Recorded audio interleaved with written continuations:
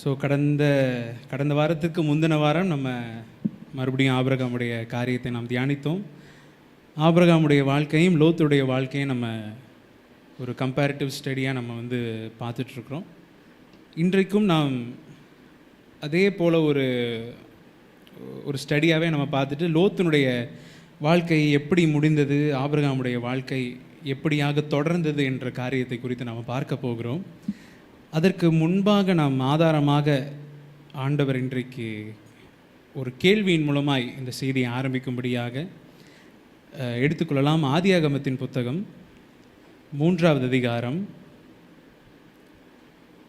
ஆதியாகமத்தின் புத்தகம் 3வது அதிகாரத்தில் 9வது வசனம். ஆதியாகமம் 3வது அதிகாரம் 9வது வசனம். அப்பொழுது தேவனாகிய கர்த்தர் ஆதாமை கூப்பிட்டு, நீ எங்கே இருக்கிறாய் என்றார். நீ எங்கே இருக்கிறாய் என்றார். இதுதான் இன்னைக்கு நம்மளுக்கு செய்தியின் ஒரு ஆதாரமான ஒரு வசனம். நீ எங்கே இருக்கிறாய், வேர் ஆர் யூ, இல்லை நாம் எங்கே இருக்கிறோம், ஆண்டவர் நம்மளை வைத்த ஸ்தானத்தில் நாம் இருக்கிறோமா, அல்லது நாம் எந்த ஸ்தானத்தில் நாம் இருக்கிறோம், அல்லது எந்த ஸ்தானத்தை நாம் தெரிந்து கொள்கிறோம்.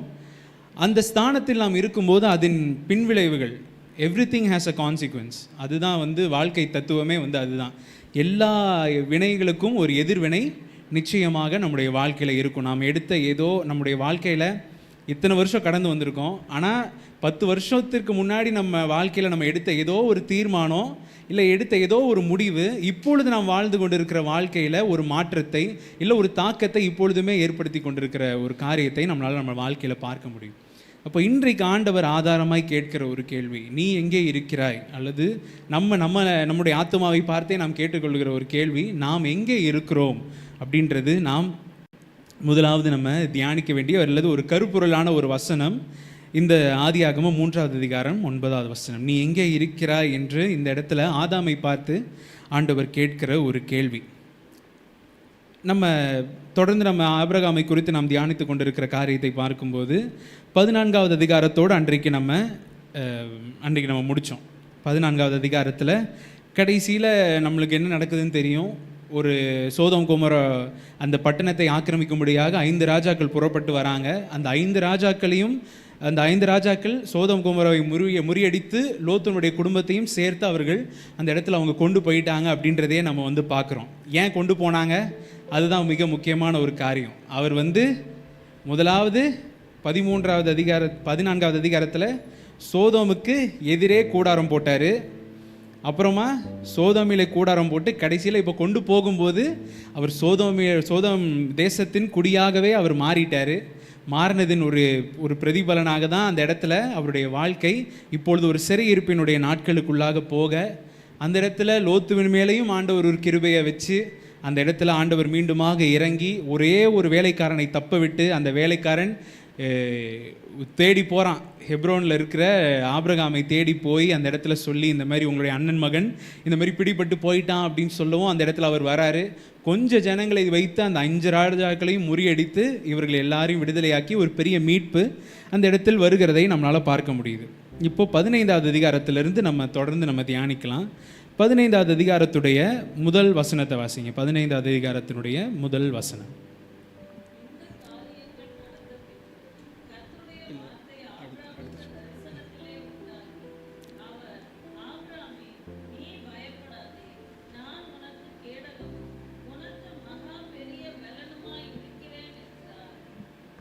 இந்த காரியம் நடந்த பின்பு, எந்த காரியம் அப்படின்றது இப்போ நான் முன்னாடி சொன்ன அந்த 14வது அதிகாரத்துடைய அந்த சம்பவங்கள் நடந்த பின்பு இப்பொழுது நடக்கிற ஒரு தொடர்ச்சியான ஒரு சம்பவம் இந்த இடத்துல இந்த அதிகாரத்தில் ஆண்டவரால் பதிவு செய்யப்பட்டிருக்கிறது. இதில் பார்க்கும்போது முதலாவது இந்த அதிகாரம் முழுவதுமே ஆண்டவருக்கும் ஆபிரகாமுக்குமான அந்த ஒரு உரையாடல் இந்த இடத்துல இருக்குது.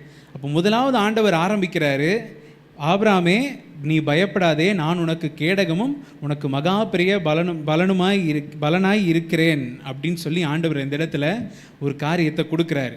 ஏன் இந்த இடத்துல கொடுக்கணும் அப்படின்னா, முன்னாடி ஒரு பெரிய காரியத்தை அவர் முடிச்சுட்டு வந்திருக்கிறாரு. அதாவது அந்த இடத்துல தன்னுடைய அண்ணன் மகன் பிடிபட்டு போனதுனால ஒரு வைராகியத்தில் அந்த இடத்துல போனாலும் உள்ளுக்குள்ளே என்ன இருந்திருக்கும், கண்டிப்பாக இவர்கிட்ட இருக்கிறது கைப்படிந்த ஜனங்கள், இவருடைய வேலைக்காரர்கள் தான் அவங்க எல்லாருமே. யாரும் யுத்தம் செய்யணும் அப்படின்னு படிப்பிக்கப்பட்ட ஜனங்கள் கிடையாது. ஆனால் அந்த இடத்துலையுமே அந்த கொஞ்சத்தை கொண்டு ஆண்டவர் ஒரு பெரிய மீட்பை அந்த இடத்துல கட்டளை இட்டாச்சு. ஆண்டவர் ஜெயிச்சாச்சு ஆண்டவருடைய நாமத்தை கொண்டு. இப்போது அதை தொடர்ந்து வரும்போது தான் சொல்கிறாரு, ஆபிரகாமே நீ பயப்படாதே, நான் உனக்கு கேடகமும் உனக்கு மகா பெரிய பலனுமாய் இருக்கிறேன் அப்படின்னு அந்த இடத்துல ஆபிரகாமுக்கு ஒரு வார்த்தையை ஆண்டவர் கொடுக்குறாரு. கொடுக்கும்போது அதனுடைய தொடர்ச்சியாக வருகிற காரியங்களை நம்ம அப்படியே நம்ம தியானிக்கலாம். அப்படியே ரெண்டாவது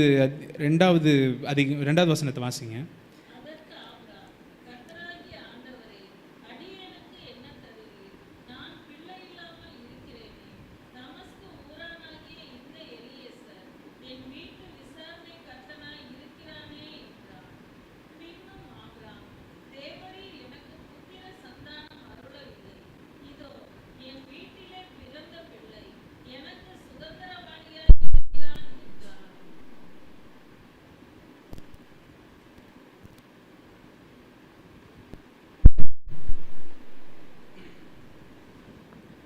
தடங்களுக்கு வருந்துகிறோம். அப்பொழுது ஆபிரகாம், கர்த்தராகிய ஆண்டவரே, அடியேனுக்கு என்ன தருவீர், அடியேனுக்கு என்ன தருவீர். இந்த இடத்துல நம்ம எல்லாருடைய வாழ்க்கையில் இருக்கக்கூடிய ஒரு கேள்வி.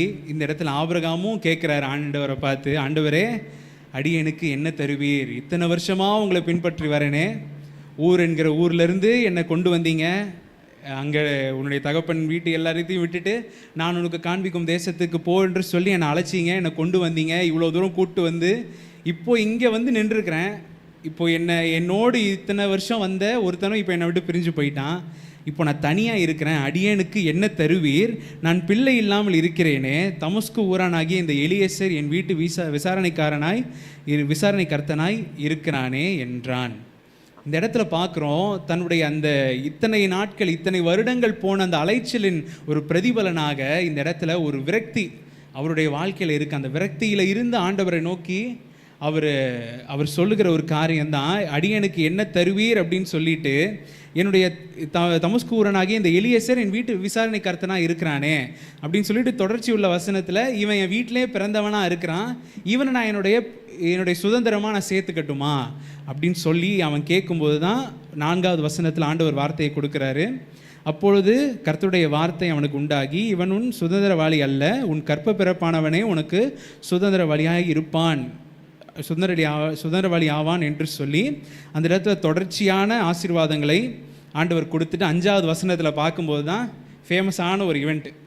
கூடாரத்திலேருந்து வெளியே கொண்டு வந்து வானத்து நட்சத்திரங்களை பாரு, அது உன்னால் என்ன கூடுமா, இந்த மண்ணை பாரு, இந்த மண்ணை உன்னால் என்ன கூடுமா, இவ்வளவாய் உன்னுடைய சந்ததியை பெருக பண்ணுவேன் அப்படின்னு சொல்லி ஆண்டவர் வார்த்தைகளை கொடுக்குறார். இந்த வார்த்தைகளை கொடுக்கும்போது இப்போ இந்த விரக்தியில் இருக்கிற ஒரு மனிதனுக்கு எப்படி ஒரு நம்பிக்கை வரும்? இல்லை, நம்முடைய வாழ்க்கையில் நம்ம இத்தனை வருஷங்கள் நம்ம கடந்து போகிறோம், எத்தனையோ தடைகளை தாண்டி போகிறோம், எத்தனையோ ஆண்டவர் நம்மளை கரடுமுரடான பாதைகள், செவ்வையான பாதைகள், நல்ல புல்லுள்ள இடங்கள், எத்தனையோ இடங்களில் மேய்ச்சிட்டு வராரு. ஆனால் ஏதோ ஒரு கட்டத்தில் நம்மளுக்கு ஒரு விரக்தி வரும்போது நம்ம ஆண்டவரை பார்த்து நம்ம புலம்புறோம், நம்ம ஆண்டவரே இது ஏன் என் வாழ்க்கையில் இல்லை, இது ஏன் எனக்கு தடையாகுது, ஏன் எனக்கு இத்தனை வருஷமாக என்னுடைய ஆசீர்வாதங்கள் முடக்கப்பட்டிருக்கு அப்படின்னு அநேக காரியங்கள் ஆண்டவர்கிட்ட கேட்குறோம். கேட்டு ஆண்டவர் அதற்கு நம்மளுக்கு என்ன கொடுப்பார்? நிச்சயமாய் ஒரு வார்த்தையை ஆதாரமாய் நம்மளுக்கு கொடுப்பார். ஆனால் கொடுத்த உடனே நம்மளுக்கு நம்பிக்கை வருமா? கண்டிப்பாக என்ன வராது? நம்பிக்கையே வராது. ஆண்டவர் ஒரு வசனத்தை கொடுத்தாருன்னா, ஆண்டவரே இன்னும் 2 வாட்டி என்கிட்ட பேசுங்க, இன்னும் 2 வசனத்தை எனக்கு சேர்த்து கொடுங்க, அப்போ தான் நான் நம்புவேன். இல்லை எனக்கு ஜெபிக்கும் போது, இல்லை முடிவு ஜெபத்தில் என் பேரை சொல்லி சொன்னாதான் நான் நம்புவேன் அப்படின்னு கேட்குற ஆட்கள் அநேகர் இருக்கிறாங்க. அப்படி இருக்கும்போது அப்படியெல்லாம் கேட்காதபடிக்கு இப்படி தொடர்ச்சியான வார்த்தைகள் வருது. 5வது வசனம் முடிஞ்ச உடனே 6வது வசனத்தில் பாருங்க, அவன் கர்த்தரை விசுவாசித்தான், அதை அவர் அவனுக்கு நீதியாக எண்ணினார்.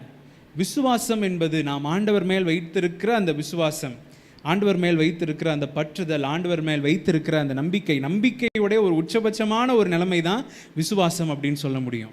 ஏன்னா நான் நம்புகிறேன் அப்படின்னு சொன்னால் அது மாறுன்றது எனக்கு தெரியும், ஆனால் இப்போ இருக்கிற அதோட நிலைமையை நான் நம்புகிறேன்னு அர்த்தம். ஆனால் நான் விசுவாசிக்கிறேன் என்று சொல்லும்போது இது மாறாது அப்படின்ற ஒரு உத்தரவாதத்தோடு நான் அதன் மேல் ஒரு நம்பிக்கையை வைக்கிறேன்.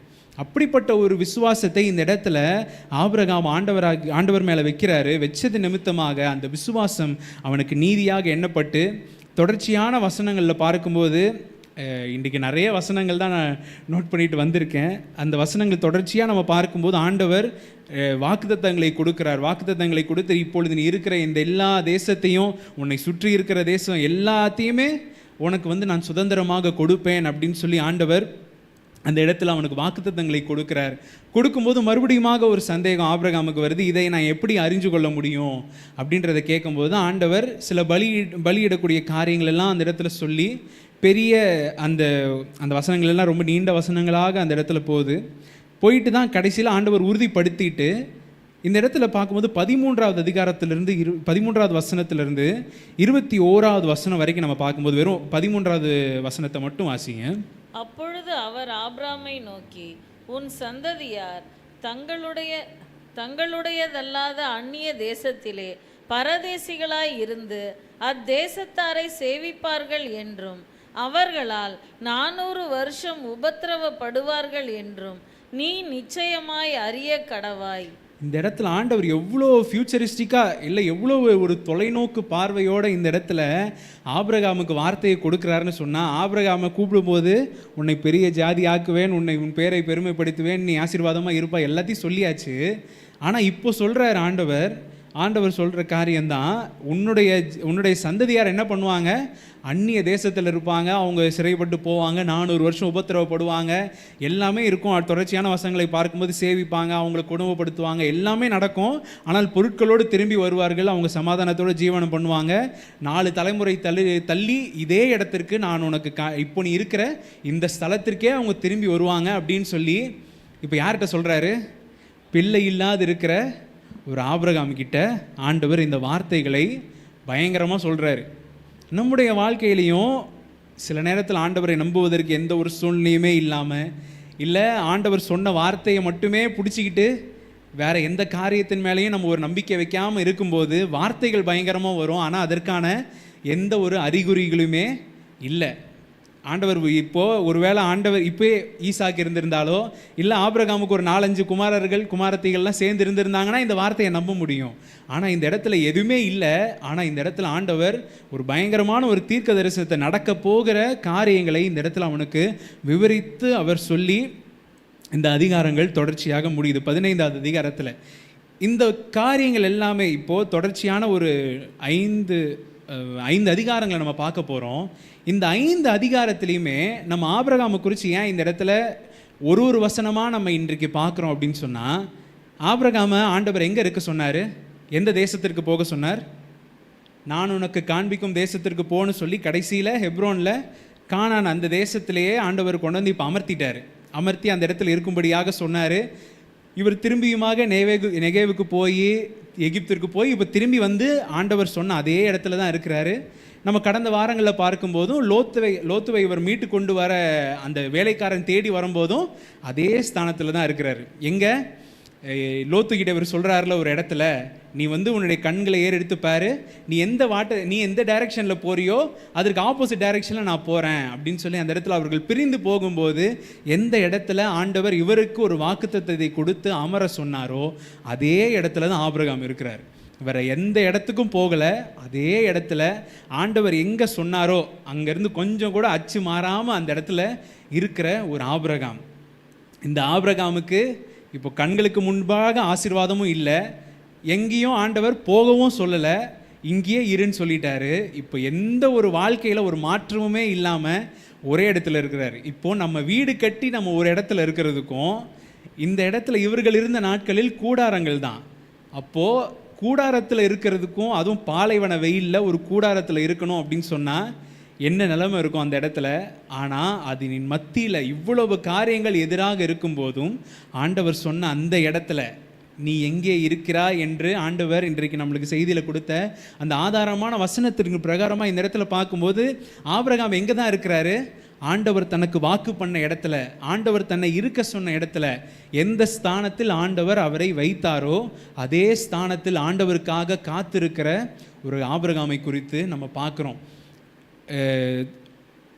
அந்த இடத்துல எப்படி அவர் இருக்கிறார், அவருடைய விசுவாசம் எவ்வளவு அதிகமாக இருந்திருக்கணும். அதனால தான் 15வது அதிகாரத்தில் பார்க்குறோம், அவருடைய விசுவாசம் ஆண்டவர் மேலே இருந்ததுனால அந்த விசுவாசத்தை அவனுக்கு நீதியாக எண்ணினார் என்று சொல்லி நாம் பார்க்கிறோம்.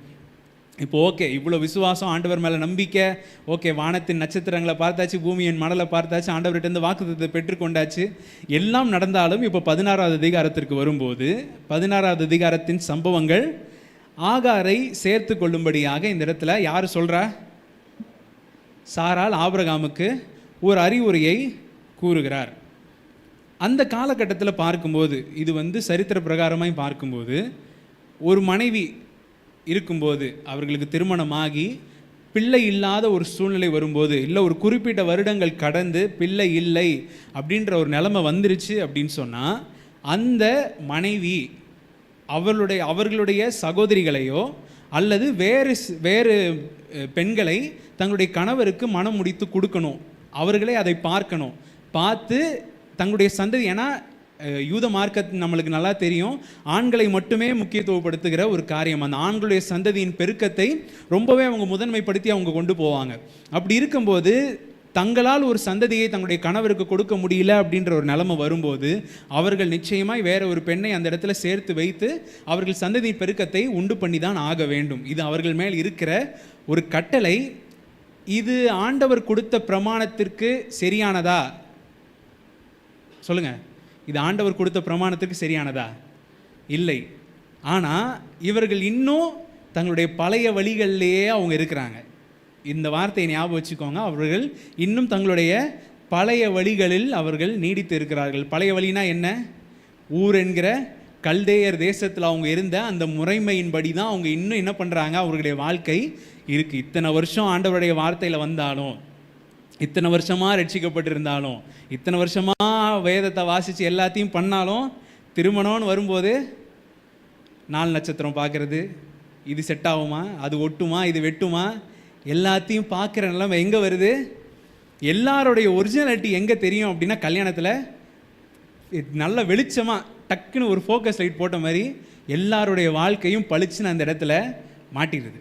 அப்படிப்பட்ட ஒரு நிலைமை இந்த இடத்துல இவருடைய வாழ்க்கை. இப்போ நம்முடைய வாழ்க்கையை நாம் ஒப்பிட்டு பார்க்கக்கூடிய ஒரு நிலைமையில் இப்போ நம்ம நிற்கிறோம். இந்த இடத்துல பார்க்குறோம், இத்தனை வருஷம் ஆண்டவர் நடத்தி கொண்டு வந்தாலும் இந்த அதிகாரத்தினுடைய முடிவில் பார்க்கும்போது ஆபிரகாமுக்கு 86 வயசு அப்படின்றது நம்மளுக்கு கடைசி வசனத்தில் போட்டிருக்கும். அப்போ இத்தனை வருஷமாக ஆண்டவர் நடத்திட்டு வந்திருக்கிறாரு, இத்தனை அதிசயங்களை செய்திருக்கிறார், எத்தனையோ எதிரான சூழ்நிலைகள் வரும்போதெல்லாம் பஞ்சத்தில் ஆண்டவர் காப்பாற்றி இருக்கிறாரு, சாராளை எகிப்தின் ராஜா கொண்டு போகும்போது ஆண்டவர் மீட்டு கொண்டு வந்திருக்கிறாரு, இவ்வளோ பெரிய போராட்டம் சோதகுமாரில் வரும்போது ஆண்டவர் விடுவித்து இருக்கிறார், எத்தனையோ அதிசயங்கள் அற்புதங்களை கண்கூடாக பார்த்திருந்தாலும் இன்னும் என்ன இருக்குது? அந்த பழைய முறைகள், அந்த பழைய வாழ்க்கை, அந்த பழைய சுபாவங்கள் இன்னும் இவருடைய வாழ்க்கையில் தொடர்ந்து வந்துக்கிட்டே இருக்குது. அதன் பிரதிபலனாக இந்த அதிகாரத்தில் நடக்கிற காரியங்கள் என்ன? ஆகாரை தன்னுடைய கணவரோடு சேர்த்து கொள்ளும்படியாக இந்த இடத்துல அவங்களும் சொல்கிறாங்க. இவரும் தன்னுடைய முறைமை இன்னும் பழைய முறைமையாக எடுக்கிறபடினால் அதை ஏற்றுக்கொண்டு சேர்த்து கொள்கிறார். சேர்த்து கொண்டு இப்போ கர்ப்பவதியான பிறகு யார் நிந்திக்கிறா? ஆகார் சாராளை நிந்திக்கிறாங்க. நிந்திக்கும் போது பிரச்சனைகள் வருது, இவங்க துரத்தும் போது ஆண்டவர் கர்த்தருடைய தூதனானவர் அந்த இடத்துல ஆகாரை பார்த்து, நீ இங்கே என்னம்மா பண்ணுற? நீ உன்னுடைய நாச்சியார் இடத்தில் போய் நீ அடங்கியிரு. கர்த்தருடைய தூதனானவர் அவளை வனாந்தரத்தில் சூருக்கு போகிற வழி அருகே இருக்கிற நீரூற்றண்டையில் கண்டு, சாராயின் அடிமை பெண்ணாகிய ஆகாரே அப்படின்னு சொல்லி அந்த இடத்துல தொடர்ந்து வருது. இங்கேயும் பாருங்கள் அதே கேள்வி வருது, எங்கே இருந்து வருகிறாய், எங்கம்மா இருக்கிற, எங்கே போகிற அப்படின்னு இந்த இடத்துல விசாரிக்கிறார். விசாரித்து நீ திரும்பி போய் என்ன பண்ணு, அடங்கியிரு. இந்த காரியங்கள் எல்லாமே தியானிக்கும் போது ஒரு வசனத்தையுமே தனித்தனியாக ஒரு மெசேஜ் எடுக்கலாம் போல இருக்குது. அவ்வளவு காரியங்கள், ஒரு வசனத்தையும் அவ்வளவு நுணுக்கமான காரியங்கள் ஆண்டவர் நம்முடைய வாழ்க்கையில் பேசும்படியாக ஆண்டவர் கொடுத்துருக்கிறார். இந்த இடத்துல தன்னுடைய நாச்சியார் இடத்துல அடங்கி இருக்க முடியாமல் தன்னுடைய வாழ்க்கையில் ஒரு ஆசீர்வாதத்தை தனக்கு கொடுத்த ஒரு நபருக்கே இவங்க என்ன பண்ணுறாங்க, விரோதமாய் செயல்பட்டு இந்த இடத்துல அவர்களுடைய வாழ்க்கையில் பிரச்சனைகள் வரும்போது இப்போ ஆண்டவருடைய வார்த்தையின் பிரகாரமாய் திரும்பி போகிறாங்க, போய் அடங்கி இருக்கிறாங்க. அடங்கி இருக்கும்போது பிள்ளை பிறந்து விட்டது. பிறந்த பிறகு இஸ்மவேல் என்று அதற்கு பேரிடுறாங்க. இப்போ நல்லா கவனிச்சுக்கோங்க, ஆபிரகாம் தன்னுடைய பழைய முறைமையின்படி சாரால் சொன்ன வார்த்தையை கேட்டு ஆகாரை சேர்த்து கொண்டு இந்த இடத்துல இப்போது இஸ்மவேல் பிறந்தாச்சு. பிறந்து இப்போது கடைசி வசனத்தில் பார்க்கும்போது ஆபிராம் 86 வயதாய் இருந்தான். இப்போது இந்த 16வது அதிகாரம் வரைக்கும் நம்ம இதுவரைக்கும் நம்ம பார்த்த 12வது அதிகாரத்திலிருந்து இந்த 16வது அதிகாரம் வரைக்கும் நாம் பார்த்த நபர் ஆபிராம். யாரு? ஆபிராம். ஆபிரகாம் கிடையாது, ஆபிராம். இந்த ஆபிராம் என்பவர் ஊர் என்கிற கல்தேயர் தேசத்திலிருந்து புறப்பட்டு அந்த முறையின்படி வாழ்ந்து இவ்வளவு நாட்கள் வாழ்ந்து கொண்டு ஆண்டவரை பின்பற்றின ஒரு நபராக இருந்தாலும் ஆண்டவர் யார் என்று அறியாத ஒரு நபர். ஏன் ஆண்டவரை பற்றி அறியவில்லை என்று நான் சொல்கிறேன் அப்படின்னா, 12வது அதிகாரத்திலிருந்து பார்க்கும்போது நான் அப்போவே சொன்னேன், ஏதோ ஒரு கடவுள் என்கிட்ட வந்து பேசினதாக தான் இந்த இடத்துல அவருடைய உரையாடல் இருக்குது. ஏன்னா ஆண்டவர் தன்னை வெளிப்படுத்தவில்லை. ஆண்டவர் நான் தான்ப்பா வானத்தையும் பூமியும் உண்டாக்கினவர், சர்வ வல்லமை படைத்தவர், எதுவுமே ஆண்டவர் சொல்லலை. நான் உனக்கு காண்பிக்கும் தேசத்திற்கு போன்னு சொல்லி ஆண்டவர் வார்த்தையை கொடுத்து அப்போ இருந்து இவ்வளவு அற்புதங்களை செய்து கொண்டு வந்திருந்தாலும் ஆண்டவர் இதுவரை தன்னை ஆபிரகாமுக்கு வெளிப்படுத்தவில்லை. ஆண்டவர் தன்னுடைய நாமத்தை அவனுக்கு சொல்லவும் இல்லை, எந்த ஒரு காரியமும் இல்லை. ஆண்டவர் பேசுகிறாரு, ஆண்டவர் பேசிக்கிட்டே தான் இருக்கிறாரு, எல்லா அதிகாரத்திலையும் பேசி தான் நடத்துகிறாரு. ஆனால் இன்னும் ஆண்டவர் தன்னை ஆபிரகாமுக்கு வெளிப்படுத்தவில்லை. வெளிப்படுத்தாதபடியினால், அவனும் அறியாதிருந்தபடியினால் இன்னும் தன்னுடைய பழைய வாழ்க்கையில் அவன் நீடித்து கொண்டே இருக்கிறான். நம்முடைய வாழ்க்கையிலே நம்ம ஆண்டவரை அறியவில்லை என்று சொன்னால், ஆண்டவரை அறிய வேண்டிய பிரகாரமாய், அது இன்னும் முக்கியம். அறியறது வேற, அறிய வேண்டிய பிரகாரமாய் அறிவது வேற. ஆண்டவருக்கு பிரியமான காரியங்கள் என்ன, ஆண்டவர் நான் சேவிக்கிற தேவன் யாரு, அவர் என்னை எப்படியாக மீட்டு கொண்டு வந்திருக்கிறார், எதை விளையக்கிரயமாய் கொடுத்து என்னை மீட்டிருக்கிறார், என்னை எப்படியான பாதைகள் நடத்தி கொண்டு வந்திருக்கிறார், என்னுடைய முன்னோர்களை எப்படி நடத்தி கொண்டு வந்திருக்கிறார், எனக்கு என்ன வார்த்தைகளை கொடுத்திருக்கிறார், எல்லாவற்றையும் அறிந்திருக்க வேண்டிய ஜனமாய், அதாவது மேய்ப்பனுடைய குரலை அறிந்த ஒரு ஆடுகளாய் நாம் இருக்க வேண்டியது ரொம்ப முக்கியம். குரலை அறியலை அப்படின்னு சொன்னால், இல்லை எனக்கு சரியான ஒரு நடத்துதல் அந்த அந்த என்னுடைய செவித்திறனில் எனக்கு என்னை நடத்துகிற நபருடைய குரல் என்னன்னு எனக்கு தெரியலன்னு சொன்னால், நான் யாரை பின்பற்றி போகிறேன்றது என்ன பண்ணது எனக்கு தெரியாது. ஒரு கூட்டத்தின் மத்தியில் ஒரு குழந்தைய கூட்டிகிட்டு போகிறோம் அப்படின்னா, திடீர்னு அந்த குழந்தை ஒருவேளை கை தவறி மிஸ் ஆகிடுச்சு அப்படின்னா, அங்கே எல்லாருமே கத்திக்கிட்டு இருப்பாங்க, எல்லாமே ஒரு கூச்சல் நிலைமையில் இருக்கும். ஆனால் அந்த குழந்தையோட காது யாருடைய குரலை தேடும்? அந்த அம்மாவுடைய வார்த்தை, அந்த அம்மாவுடைய குரலை, அந்த தகப்பனுடைய குரலை அது தேடும், தேடி அதை அறிந்திருக்கும். அதே போல் நாமும் ஆண்டவரை அறிந்திருக்க வேண்டியது, ஆண்டவருடைய குரலை அறிந்திருக்க வேண்டியது. நம்ம வாழ்க்கையில் எத்தனையோ ஜனங்களுடைய குரலை கேட்குறோம், எத்தனையோ மனிதர்கள் நம்மளோட பேசுகிறாங்க, எல்லாமே இருந்தாலும் சில நேரத்தில் இன்றைக்கு காலையில் மம்மி தியானிக்கும் போது கூட சொன்ன அந்த இது, மத்தேயு 4வது அதிகாரத்தில் பிசாசே அந்த இடத்துல என்ன தான் சொல்கிறான், நீர் இங்கிருந்து தாள குதியும் தம்முடைய பாதங்கள் கல்லில் இடராதபடிக்கு தம்முடைய தூதர்கள் உம்மை கரங்களில் ஏந்தி கொண்டு போவார்கள். அப்போது பிசாசுக்கும் என்ன தெரியும்? வசனம் தெரியும். நம்ம எப்பயுமே நம்ம ஜெபிக்கும் போது சில காரியங்களுக்காக நம்ம ஜெபிச்சுக்கிட்டே இருப்போம், அந்த இடத்துல ஆண்டவர் மௌனமாக இருப்பார், நம்ம தொடர்ந்து ஜெபிச்சுக்கிட்டே இருப்போம். அப்போது சில நேரத்தில் சில வார்த்தைகள் வரும்போது அது ரொம்ப சாதகமாக இருக்கிற மாதிரி ஒரு வார்த்தை வரும்.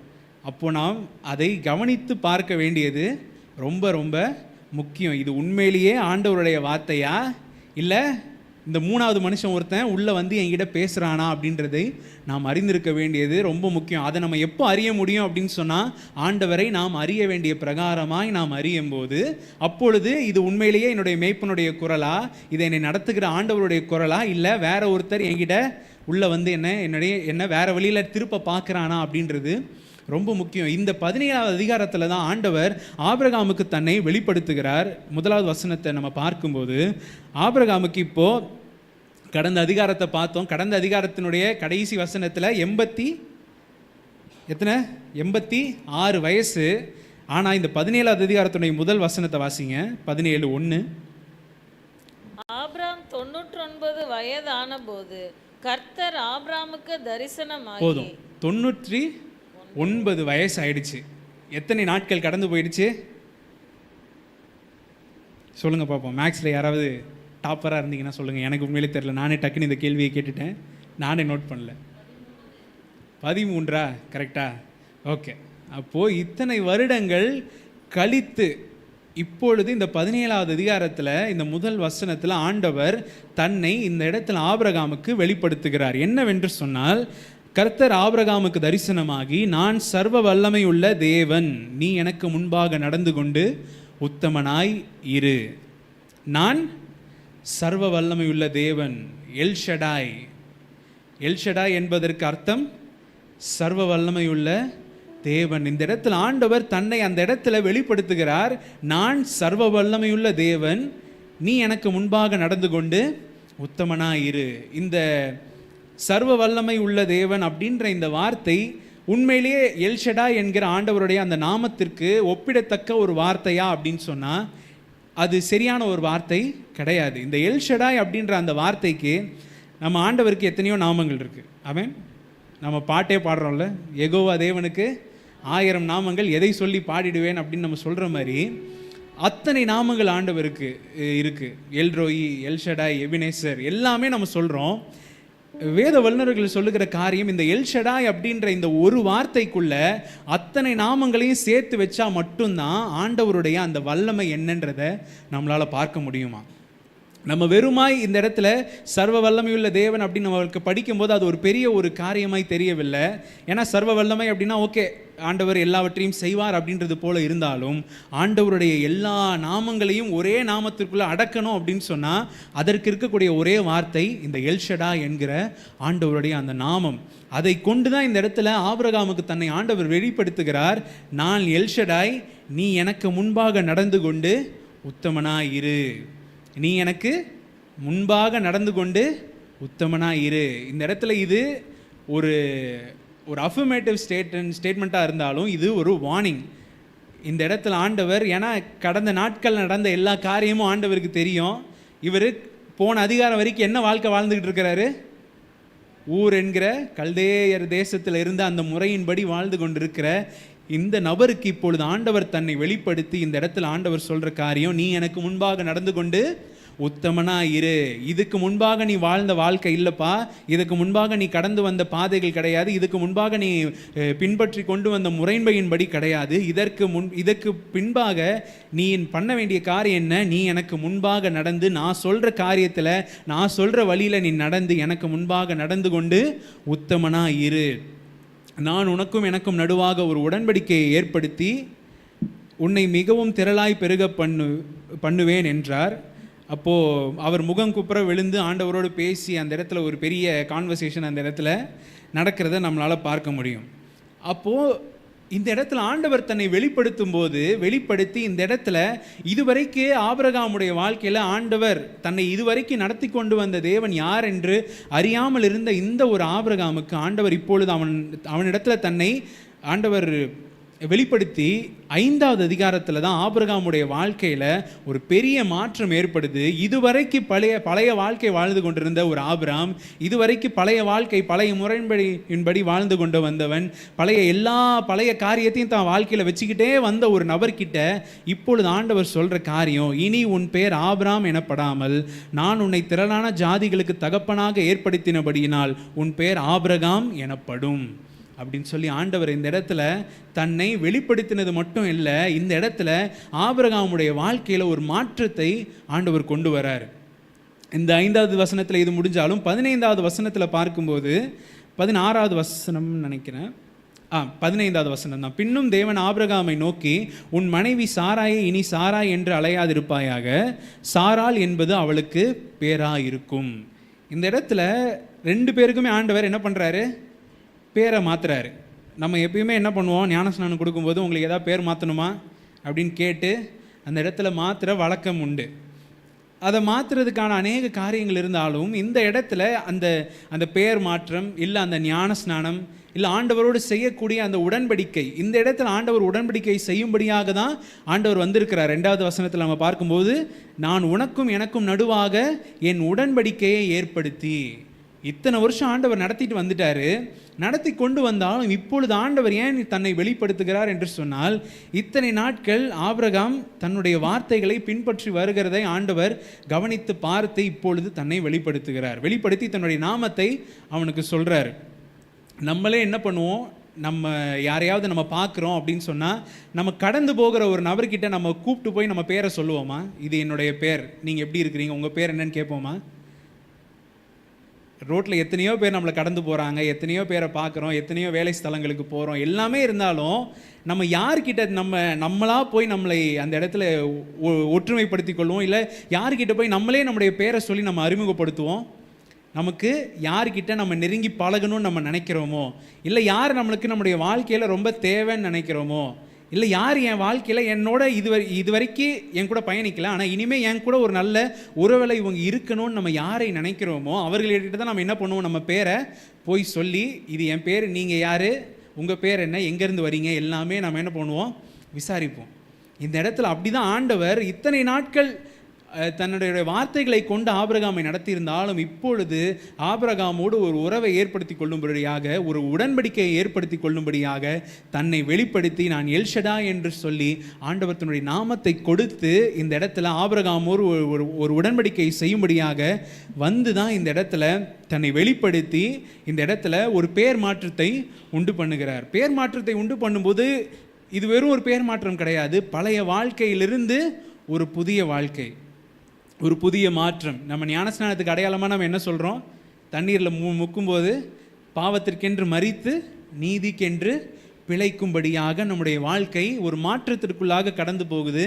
ஞானஸ்நானம் என்பது எல்லா ஜனங்களுக்கு முன்பாக நான் எடுக்கக்கூடிய ஒரு விசுவாச அறிக்கை. ஏன் புதிய ஏற்பாட்டின் முறையின்படி ஞானஸ்நானம் கொடுக்குறாங்க அப்படின்னு சொன்னால், ஞானஸ்நானம் என்பது வெறும் இந்த கிறிஸ்தவ மார்க்கத்திற்கு மட்டுமே இருந்த ஒரு காரியம் கிடையாது.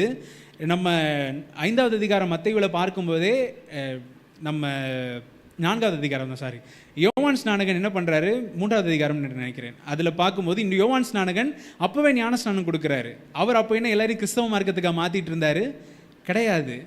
அந்த காலத்திலிருந்தே ஞானஸ்நானம் என்பது ஒரு வெளிப்படையான ஒரு அறிக்கை. நான் இந்த மதத்தில் இத்தனை நாள் நான் இருந்தேன், இப்போ நான் இந்த மதத்துக்கு நான் மாறப்போகிறேன், இல்லை இந்த வழிபாட்டில் நான் இருந்தேன், இந்த வழிபாட்டிற்கு நான் மாறப்போகிறேன் அப்படின்றதற்கான எல்லா ஜனங்களுக்கும் முன்பாக. ஏன் ஒரு ஆற்றுல போய் அவங்க ஞானஸ்நானம் கொடுக்கணும் அப்படின்னு சொன்னால், அது எல்லா ஜனங்களுக்கும் முன்பாக நான் கொடுக்கிற ஒரு விசுவாச அறிக்கை. அதுதான் தொடர்ச்சியாக நம்முடைய கிறிஸ்தவ வட்டாரத்திலையும் நம்ம ஞானஸ்நானம் என்பது சபைக்கு முன்பாக நாம் ஒரு அறிக்கை இடுறோம். இத்தனை வருஷம் நான் ஒரு பழைய வாழ்க்கையை நான் வாழ்ந்துட்டு இருந்தேன், இத்தனை வருஷம் என்னுடைய வாழ்க்கை பாவத்திலேயே இருந்துச்சு, இப்பொழுது என்னுடைய வாழ்க்கை ஒரு புதிய வாழ்க்கைக்குள்ளாக நான் கடந்து போக போகிறேன், ஆண்டவரை பின்பற்ற போகிறேன், ஆண்டவராக இயேசு கிறிஸ்துவை என்னுடைய மெய் தேவனாக ஏற்றுக்கொண்டு அவரையே நான் என்னுடைய வாழ்நாள் முழுவதும் நான் பின்பற்ற போகிறேன் என்று எல்லா ஜனங்களுக்கும் முன்பாக நான் கொடுக்கிற அல்லது நான் சொல்லுகிற ஒரு விசுவாச அறிக்கை. அதே போல தான் இந்த இடத்துல ஆபிரகாமோடு தன்னை ஒரு உடன்படிக்கை ஏற்படுத்தி கொள்ளும்படியாக ஆண்டவர் இந்த இடத்துல பேசி அவர் இந்த பெயர் மாற்றத்தை அவனுக்கு உண்டு பண்ணுகிறார். இந்த ஆபிரகாம் அப்படின்றவன் இந்த கல்தேய தேசத்தில் ஆண்டவரை அறியாத ஒரு மார்க்கத்தில் ஏதேதோ தெய்வங்களை பின்பற்றி கொண்டு வந்த ஒரு மனிதனுடைய பெயர் தான் என்ன, ஆபிரகாம். ஆனால் இப்பொழுது ஆண்டவர் மாற்றும்போது ஆங்கிலத்தில் இந்த பெயருக்கு அது ஒரு நல்ல ஒரு சிக்னிஃபிகன்ஸ் அவங்க கொண்டு வந்திருக்கிறாங்க. ஆபிராம் அப்படின்ட்டு இருக்கிறதுக்கும் ஏப்ரஹாம் அப்படின்னு கொண்டு போகுது. அந்த ஸ்பெல்லிங்கில் ABHRMA அந்த இடத்துல கொண்டு போகும்போது ஆபிராம் அப்படி முடிகிற காரியத்தில் HA அப்படின்ற அந்த இனிஷியல்ஸை ஆண்டவர் அவனுடைய வார்த்தைக்குள்ளாக ஆண்டவர் கொண்டு வர்றாரு. அப்படி கொண்டு வரதற்கான அர்த்தம் என்ன அப்படின்னு சொல்லி பார்க்கும்போது, ஏன்னா நிச்சயமாக ஆண்டவர் எந்த ஒரு காரியத்தையும் ஒரு நோக்கம் இல்லாமல் ஆண்டவர் செய்ய மாட்டார். அப்படி பார்க்கும்போது இந்த ஆபிரகாம் அப்படின்ற ஒரு மனுஷனை ஆபிரகாம் என்று மாற்றும்போது, அந்த யெகோவா என்கிற அந்த நாமத்தில் இருக்கிற அந்த யாவே என்கிற அந்த நாமத்தில் இருக்கக்கூடிய ஒரு எழுத்து தான் அந்த ஹா. அந்த ஹா என்ற அந்த ஒரு எழுத்தை அந்த இடத்துல ஆட் பண்ணும்போது, இத்தனை வருஷமாய் சாதாரண ஒரு மனிதனாய் இருந்த அந்த ஆபிரகாமுடைய வாழ்க்கையில் குறுக்கிடும்படியாக இந்த சர்வ வல்லமையுள்ள தேவன் அவனுடைய வாழ்க்கையில் குறுக்கிடுவதற்கு ஒரு அர்த்தமாக தான் அந்த இடத்துல இனிஷியல் நடுவில் வருது. நீங்கள் நல்லா அந்த ஸ்பெல்லிங்கை கம்பேர் பண்ணி பார்த்தீங்கன்னா அந்த ஸ்பெல்லிங்ஸ் அப்படி தான் வரும். அப்படியாக இத்தனை வருஷம் சாதாரண ஒரு வாழ்க்கை, ஒரு பழைய வாழ்க்கை, பாவத்தின் வாழ்க்கை, பழைய முறையின்படி வாழ்ந்து கொண்டிருந்த ஒரு ஆபிரகாமுடைய வாழ்க்கைக்குள்ளாக ஆண்டவர் தன்னை ஈடுபடுத்தி கொண்டு ஒரு உடன்படிக்கையை ஏற்படுத்தி இந்த இடத்துல ஆண்டவர் தொடர்ச்சியாக செய்ய சொல்கிற காரியம் தான் இந்த நுனித்தோலை அகற்றுகிற காரியங்கள். நம்ம பார்க்க விருத்த சேதனம் பண்ணும்படியாக ஆண்டவர் இந்த இடத்துல தான் முறைமையை கொடுக்கிறார். உன்னுடைய வீட்டில் பிறக்கக்கூடிய எல்லா பிள்ளைகள், நீ காசு கொடுத்து வாங்கின உன்னுடைய வேலைக்காரர்கள் எல்லாருமே விருத்த சேதனம் பண்ணப்பட வேண்டும். ஒருவேளை விருத்த சேதனம் பண்ணலன்னு சொன்னால் அவன் இந்த கூட்டத்தில் சேரல் ஆகாது, அவனை நீங்கள் விளக்கிடணும் அப்படின்னு சொல்லி அந்த இடத்துல ஆண்டவர் முறைமை எல்லாத்தையும் கொடுத்துட்டு தான் சாராளுக்கும் அந்த இடத்துல பேரை மாற்றி கொண்டு வரும்போது 16வது வசனத்தில் தான் பார்க்கும்போது, அவள் ஜாதிகளுக்கு தாயாகவும், அந்த இடத்துல சாராய் என்று இருந்தவளை சாராள் என்று ஆண்டவர் மாற்றுகிறார். ஆபிராம் என்று இருந்தவனை ஆபிரகாம் என்று மாற்றுகிறார். ஏன்னா ஜாதிகளுக்கு தகப்பன், ஜாதிகளுக்கு தாய் என்று சொல்லி சாதாரண ஜனங்களாக இருந்த 2 பேரை ஆண்டவர் ஜாதிகளுக்கு அப்படின்னு சொல்லி ஆண்டவர் ஒரு பெரிய ஜனமாய் ஒரு புதிய உடன்படிக்கையை ஏற்படுத்தி அவர்களுடைய வாழ்க்கையில் புதிய அத்தியாயத்தை துவங்கும்படியாக புதிய வாக்குத்தத்தங்களினால் புதிய அந்த இடத்துல மாற்றங்களை கொண்டு வந்து இந்த இடத்துல ஒரு பெரிய காரியம் அவர்களுடைய வாழ்க்கையில் இந்த 17வது அதிகாரத்தில் தான் ஆண்டவர் ஒரு குறுக்கீட்டை அவர்களுடைய வாழ்க்கையில் ஆண்டவர் ஏற்படுத்துகிறார். அதை தான் நம்ம பார்க்குறோம். அதில் தான் இந்த முதல் வசனத்தில் வந்த காரியம் ரொம்ப முக்கியம். நீ எனக்கு முன்பாக நடந்து கொண்டு உத்தமனா இரு. ஏன்னா இதற்கு முன்பாக நீ வாழ்ந்த வாழ்க்கை வேற, ஞானஸ்நானத்துக்கு முன்பாக நீ வாழ்ந்த வாழ்க்கை வேற, ஆண்டவரோடு ஒரு ஐக்கியத்தை ஏற்படுத்துவதற்கு முன்பாக நீ வாழ்ந்த வாழ்க்கை வேற. ஆனால் இப்போ நீ என்னை பின்பற்றுகிறாய், நீ என்னுடைய மகனாய் என்னுடைய மகளாய் மாறிவிட்டாய், சபைக்கு முன்பாகவும் சங்கத்துக்கு முன்பாகவும் நீ அறிக்கையிட்டு என்னை ஏற்றுக்கொண்டாச்சு. இதற்கு பிற்பாடு நீ வாழப்போகிற ஒரு வாழ்க்கையில் நீ எனக்கு முன்பாக நடந்து கொண்டு உத்தமனாய் இரு. அதுதான் ஆண்டவர் நம்மளுடைய வாழ்க்கையில். நம்ம ஞானஸ்நானம் எடுத்த நாட்களை திரும்பி பார்ப்போம். அந்த நாட்களில் நாம் இருந்த அதே ஒரு வேகத்தோட, அதே ஆண்டவர் மேல் வைத்திருந்த அந்த அன்போட இல்லை, அந்த இடத்துல அறிக்கையிடும்போது நம்முடைய போதகர் ஞானஸ்நானம் கொடுக்கும்போது எப்பயுமே கேட்பாங்க, 3 காரியத்தை என்ன பண்ணக்கூடாது, விட்டுறக்கூடாது. இந்த சபையில் ஞானஸ்நானம் எடுத்தவங்களாம் கை தூக்குங்க பார்ப்போம். உங்களுக்கு ஒரு டெஸ்ட் வைப்போம். இப்போ அந்த 3 காரியங்கள் என்ன? சபை கூடி வருதல், ஜெபம் பண்ணுறது, வேத வாசிப்பு. சரி, கரெக்டு தான், பரவாயில்ல, ஞாபகம் வச்சுருக்கிறீங்க, நல்ல விஷயம்தான். அப்போ இந்த 3 காரியங்கள் நாம் விடாது இருக்க வேண்டியது ஒரு முக்கியமான ஒரு காரியம். ஆனால் இந்த 3 காரியத்தை அப்போ தொடங்கி இப்போ வரைக்கும் நம்ம பின்பற்றுகிறோமா? இது நாம் நம்மை நிதானித்து பார்க்க வேண்டிய ஒரு இடம். நாம் எங்கே இருக்கிறோம்? ஆபிரகாம் அதே இடத்துல தான் இருக்கிறாரு. அதே இடத்துல ஆண்டவரோடு உடன்படிக்கை பண்ண பிறகும் அதே இடத்துல தான் இருக்கிறாரு. உடன்படிக்கை பண்ணுறதுக்கு முன்பாகவும் அதே இடத்துல தான் இருக்கிறாரு. ஆண்டவர் சொன்ன அதே இடத்துல, அதே ஸ்தானத்தில் ஆண்டவர் தனக்கு போட்ட எல்லை கோட்டை தாண்டாத ஒரு பயங்கரமான நல்ல மனுஷனாக அவர் இருந்திருக்கிறாரு. நம்மளாக இருந்தால் இங்கே வெயில் கொஞ்சம் அதிகமாக இருக்குது, நாங்கள் வேறு இடத்துக்கு போகிறோம், இன்னும் வேறு இடத்துக்கு போகிறோம், இங்கே இல்லை கொஞ்சம் குளிரான ஒரு பகுதிக்கு போகலான்னு நினைக்கிறேன், இல்லை ஒரு மலை நல்ல நிழல் உள்ற ஒரு இடமா போகலான்னு நினைக்கிறேன்ட்டு நம்ம கடந்து போயிருப்போம். ஆனால் எங்கேயுமே போகாமல் ஆண்டவருடைய வார்த்தைக்கு கட்டுப்பட்டு இந்த இடத்துல ஆபிரகாம் ஆண்டவருடைய வார்த்தைக்கு இணங்கி அவர் அமைதியாக இருந்து எல்லா பிரச்சனைகள் மத்தியிலையும் இருந்து அவர் தாழ்ந்து தன்னை ஒப்பு கொடுத்தபடியினால் இந்த இடத்துல ஆண்டவர் பக்தி உள்ளவனை கர்த்தர் தமக்காக தெரிந்து கொள்ளுகிறார். அது ரொம்ப முக்கியம். எத்தனையோ மார்க்கத்தில் இருக்கிற ஜனங்களை கூட ஆண்டவர் ஏன் தேடி போகிறாரு அப்படின்னு நம்ம பார்க்கும்போது அவர்கள் ஏதோ ஒரு காரியத்தை குறித்து அவர்கள் பக்தியாக இருக்கும்போது அந்த பக்தியை ஆண்டவர் பார்க்குறாரு, இது எனக்கு வேண்டும் அப்படின்னு சொல்லி ஆண்டவர் என்ன பண்ணுறாரு, அவருடைய வாழ்க்கையில் குறுக்கிடுகிறார். நம்ம சில பேர் என்ன பண்ணுவாங்க, இவங்களாம் ரட்சிக்கப்பட மாட்டாங்க, இவங்களாம் மாற மாட்டாங்க, இவங்களாம் ஆண்டவரை ஏற்றுக்கொள்ள மாட்டாங்க. நம்ம யாருமே லேபிள் பண்ணவே முடியாது. நம்ம யாரும் இவங்க ரட்சிக்கப்பட மாட்டாங்கன்னு சொல்கிறதுக்கு நாம் யார்? நம்ம வாழ்க்கையில் நம்ம முதலாவது நம்ம திரும்பி பார்க்கும்போது நம்ம ரட்சிக்கப்படுறதுக்கு தகுதி உள்ளவர்களாக இருந்தோமா? ஆண்டவர் எனக்காக ரத்தம் சிந்தி என்னை மீட்டெடுப்பதற்கு தகுதி உள்ள ஒரு நபராய் முதலாவது நான் இருந்தேனா? எல்லாத்தையும் யோசித்து பார்த்தோன்னா முதல்ல நம்மளுக்கே என்ன இல்லை, தகுதி இல்லை. ஆனால் நம்ம என்ன பண்ணுவோம், ஆண்டவருக்குள்ளே வந்து நம்ம ரட்சிக்கப்பட்டு எத்தனையோ வருஷங்கள் சபைக்கு வந்த பிறகு இவங்களுக்கு தகுதி இல்லை, அவங்களுக்கு தகுதி இல்லை, இவங்க ஆண்டவர் மாற்ற மாட்டார், இவங்களெல்லாம் மாற்றவே முடியாதுன்னு சொல்லி நம்ம என்ன பண்ணிடுவோம், சொல்லிடுவோம். ஆனால் அப்படி கிடையாது. எந்த மனுஷனையும் மாற்றுவது ஆண்டவரால் கூடும். பக்தி உள்ள எந்த ஒரு மனிதனையும் தெரிந்து கொண்டு அவனுடைய வாழ்க்கையை தலைகீழாக மாற்றுவது அது ஆண்டவருக்கு லேசான காரியம். ஒரே நாள்லையும் மாற்ற முடியும், 10 வருஷத்துலையும் மாற்ற முடியும், 20 வருஷத்துலையும் மாற்ற முடியும்.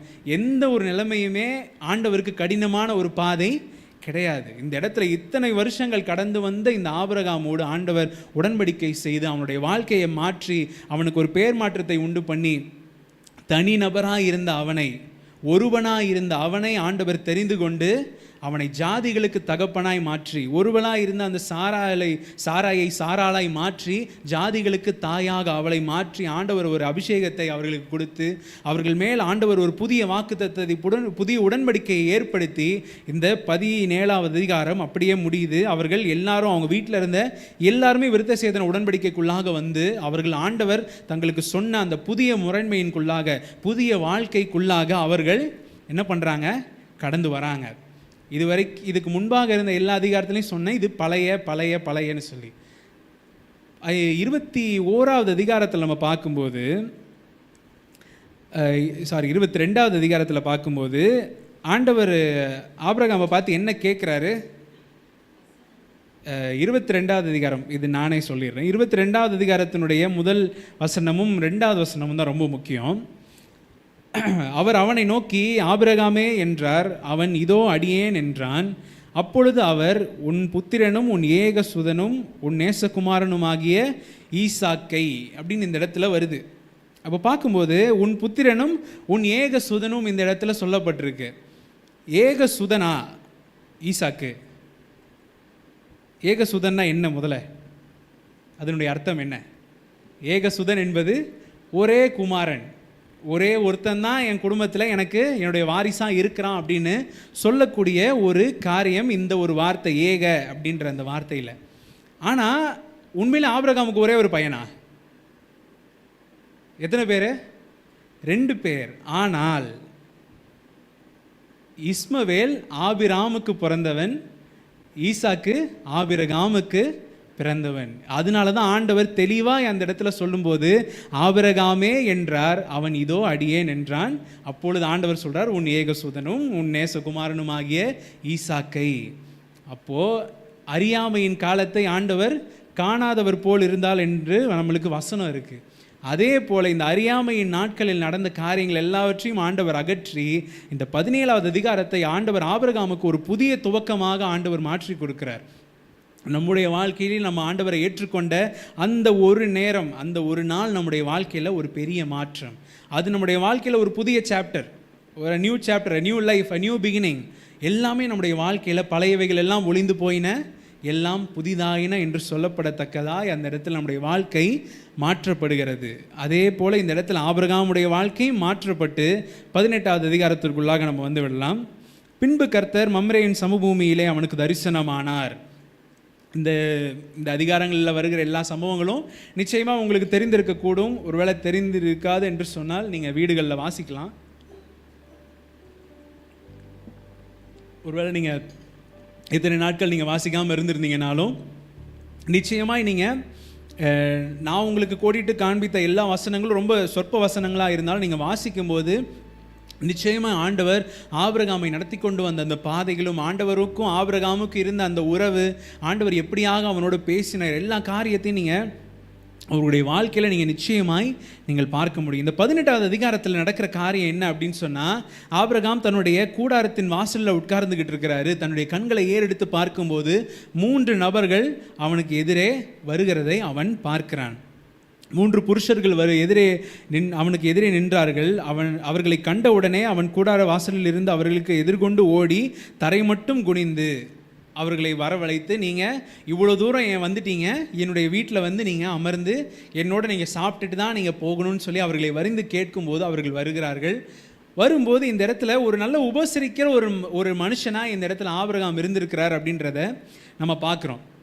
இந்த 3 நபர்கள் வருகிறார்கள். இந்த 3 நபர்களில் 2 பேர் தூதர்கள், ஒருவர் தூதன் ஆனவர்.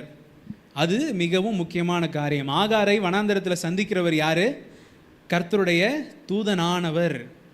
தூதனானவர் என்று எங்கெல்லாம் வருதோ நம்முடைய போதகர் எப்போதுமே நம்மளுக்கு சொல்லுகிற காரியம்தான்.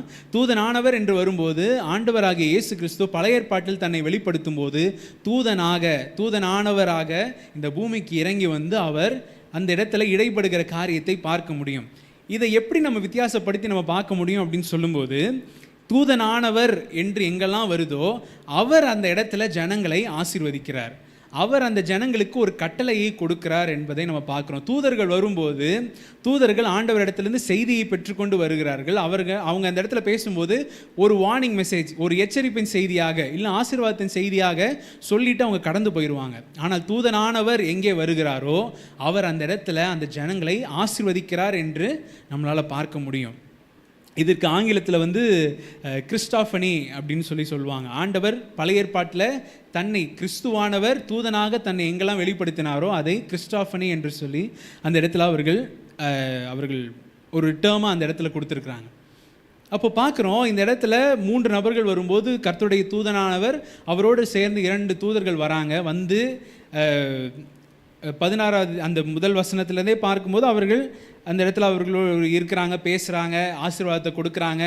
நிச்சயமாக நான் உங்கள் இடத்துல திரும்பி வரும்போது சாராள் வந்து உனக்கு ஒரு குமாரனை பெற்றிருப்பாள்னு சொல்லும்போது அவங்க கூடாரத்துக்குள்ளேருந்து சிரிக்கிறாங்க. அப்புறம் நீ நகைக்கிற காரியம் என்ன அப்படின்னு கேட்கும்போது இல்லை நான் சிரிக்கவே இல்லை அப்படின்றாங்க. இப்படி தொடர்ச்சியான காரியங்கள் நடக்குது. நடந்து அப்படியே வரும்போது 17வது வசனத்தில் நம்ம பார்க்குறோம். 17வது வசனத்தில், அப்பொழுது கர்த்தர் ஆபிரகாம் பெரிய பலத்த ஜாதியாவதினாலும் அவனுக்குள் பூமியில் உள்ள சகல ஜாதிகளும் ஆசீர்வதிக்கப்படுவதினாலும் நான் செய்ய போகிறதை ஆபிரகாமுக்கு மறைப்பேனோ. இதுக்கு முன்பாக நடக்கிற காரியம் என்ன அப்படின்னு சொல்லும்போது, இந்த அவங்க பேசிட்டு அவங்க கடந்து போகிறாங்க. கடந்து போகும்போது இந்த 3 பேர் வந்தாங்க. அந்த 3 பேரில் 2 பேர் இப்பொழுது சோதோமுக்கு கடந்து போகிறாங்க. அவன் 22வது வசனத்தில் நம்ம பார்க்கும்போது அதில் வந்து தெளிவாக போட்டிருக்கோம். அப்பொழுது அந்த புருஷர் அவ்விடம் விட்டு சோதோமை நோக்கி போனார்கள். ஆபிரகாமோ பின்னும் கர்த்தருக்கு முன்பாக நின்று கொண்டிருந்தான். அப்போ பாருங்கள், இந்த இடத்துல வந்து வெளிப்பட்டாச்சு. 2 நபர்கள் போயாச்சு. அப்பொழுது 3வது நபராக இருந்தவர் கர்த்தர், பழைய ஏற்பாட்டிலே தன்னை வெளிப்படுத்தின கிறிஸ்துவானவர் இந்த இடத்துல ஆபிரகாமோடு நின்று கொண்டிருக்கிறார். அந்த 2 தூதர்கள் இப்போ எங்கே போகிறாங்க? சோதோமுக்கு போகிறாங்க. ஏன் சோதோமுக்கு போகிறாங்க? சோதோமை அழிக்கும்படியாக ஆண்டவர் சித்தமாயிட்டார். இது நம்ம தொடர்ச்சியாக வசனங்களில் பார்க்கும்போது ஆண்டவர் வந்து இதுக்கு முன்பாக உள்ள வசனங்களை பார்க்கும்போது ஆண்டவர் வந்து 21வது வசனத்தில் பார்க்கும்போது ஆண்டவர் வந்து சோதமுடைய கூக்குரல் என்னுடைய சமூகத்திற்கு வந்து எட்டினதினால் அது கொடியதாக இருக்குது, நான் இறங்கி போய் அந்த தேசத்தில் நான் ஒரு அழிவை ஏற்படுத்த போகிறேன் ஆண்டவர் சொல்கிறார். சொல்லும்போது அந்த அழிவை ஏற்படுத்தும்படியாக இந்த இடத்துல அந்த 2 தூதர்கள் என்ன பண்ணுறாங்க? கடந்து சோதோமை நோக்கி அவங்க போகிறாங்க. இப்போ போகும்போது இப்போ ஆண்டவருக்கும் ஆபிரகாமுக்கும் ஒரு கான்வர்சேஷன் இந்த இடத்துல நடக்குது. 23வது வசனத்தில் வாசிங்க. 22-23. அப்பொழுது அந்த புருஷர் அவ்விடம் விட்டு சோதோமை நோக்கி போனார்கள். ஆபிரகாமோ பின்னும் கர்த்தருக்கு முன்பாக நின்று கொண்டிருந்தான். அப்பொழுது ஆபிரகாம் சமீபமாய் சேர்ந்து துன்மார்க்கனோடே நீதிமானையும் அழிப்பீரோ? துன்மார்க்கனோடே நீதிமானை அழிப்பீரோ. இந்த இடத்துல சோதோமை அழிக்கும்படியாக இந்த இடத்துல தேவதூதர்கள் போகிறாங்க. ஆண்டவரும் நான் வந்து அழிக்க போகிறேன்னு தான் சொல்லிட்டாரு.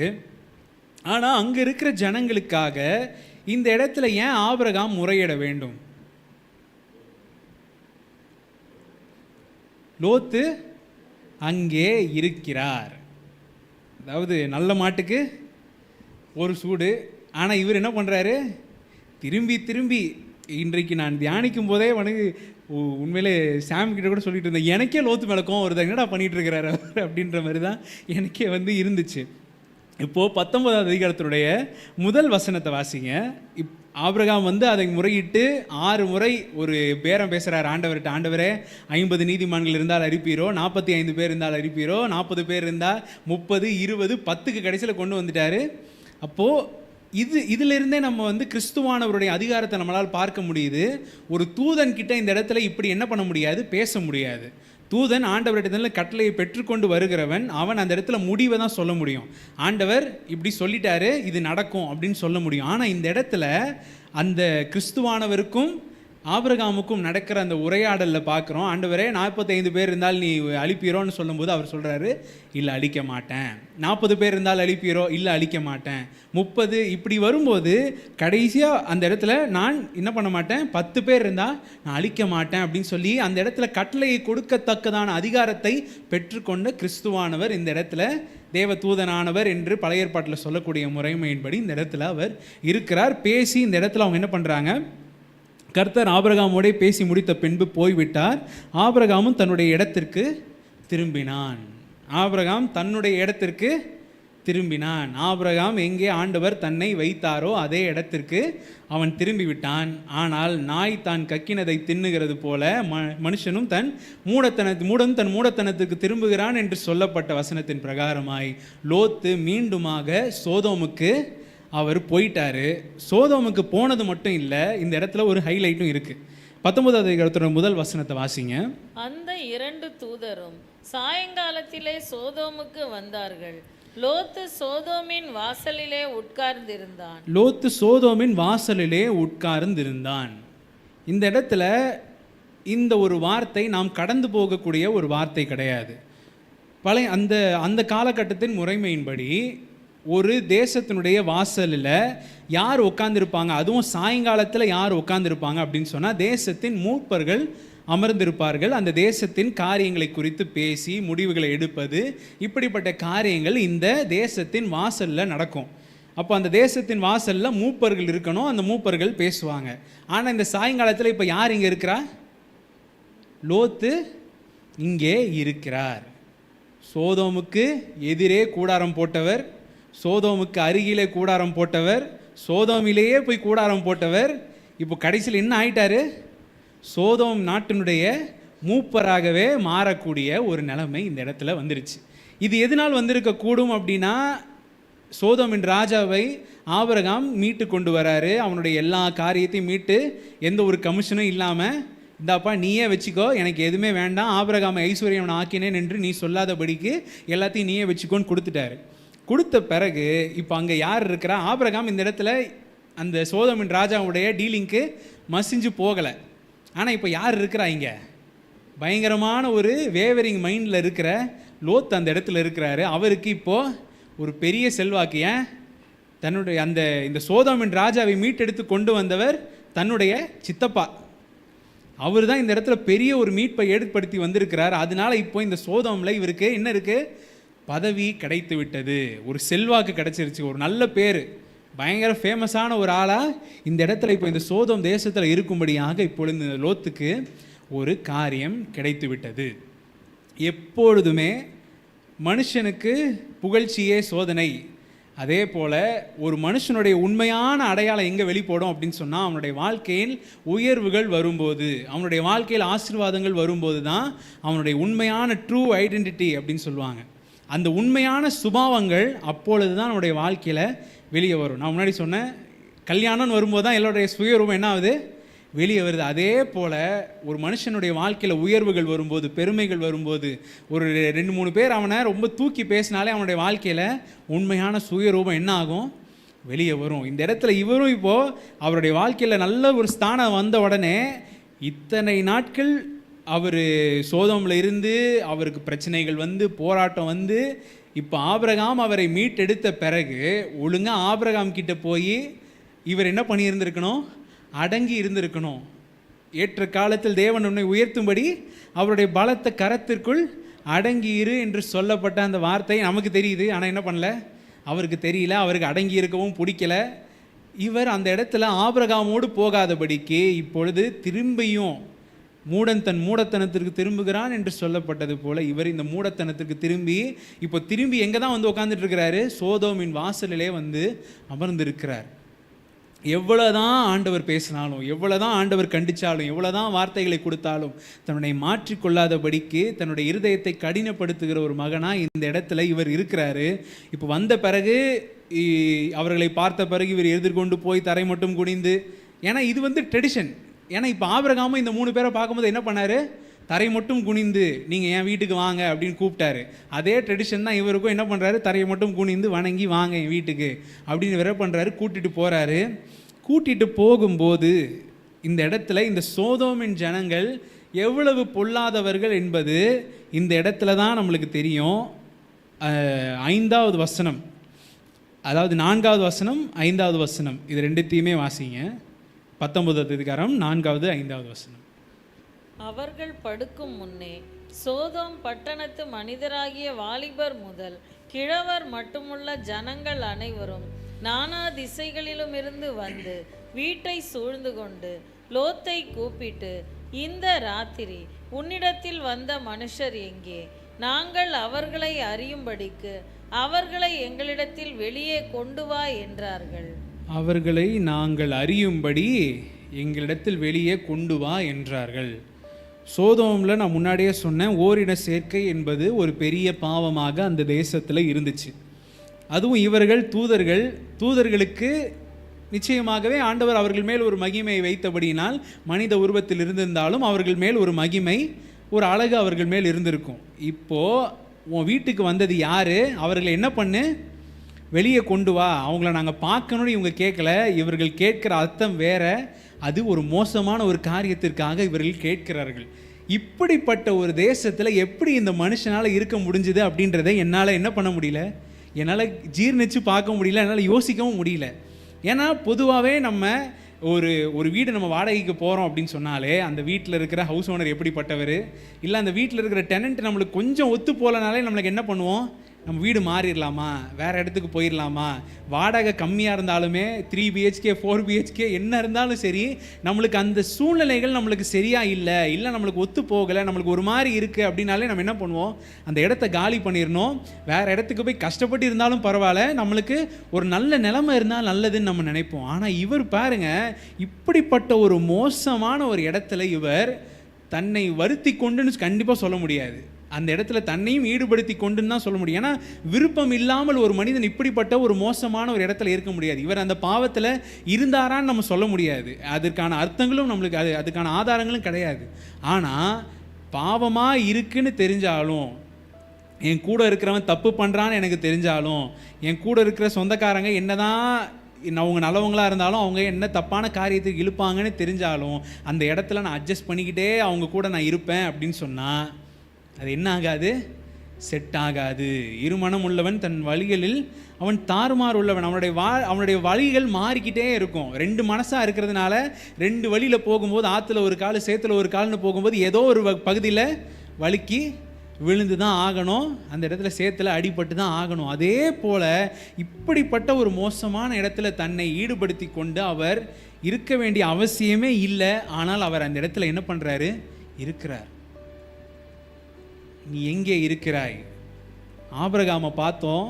ஆண்டவர் தன்னை இருக்க சொன்ன இடத்துல, ஆண்டவர் தனக்கு வாக்கு பண்ண இடத்துல, ஆண்டவர் தனக்கு வெளிப்படுத்தின இடத்துல, ஆண்டவர் தனக்கு பலிபீடத்தை கட்ட சொன்ன அந்த இடத்துல அடங்கி இருக்கிற ஒரு ஆபிரகாமுக்கு கடந்த 4 அதிகாரத்தில் ஆண்டவர் எப்படியாக ஆசீர்வதித்து, எப்படியாக பிள்ளைகளை கொடுத்து, எப்படியாக ஆண்டவர் நடத்தி கொண்டு வருகிறார், ஒரு புதிய உடன்படிக்கையெல்லாம் ஏற்படுத்துகிறாருன்னு பார்க்குறோம். ஆனால் தன்னுடைய ஸ்தானத்தில் இருக்க வேண்டிய ஒரு நபர் இந்த இடத்துல ஸ்தானத்தை விட்டு அலைந்து கொண்டு அங்கேயும் இங்கேயும் போய்கிட்டு இப்பொழுது பாவத்தில் நிலைத்து இருக்கிற ஒரு இருக்கக்கூடாத இடத்துல இருக்கிற ஒரு நபர்.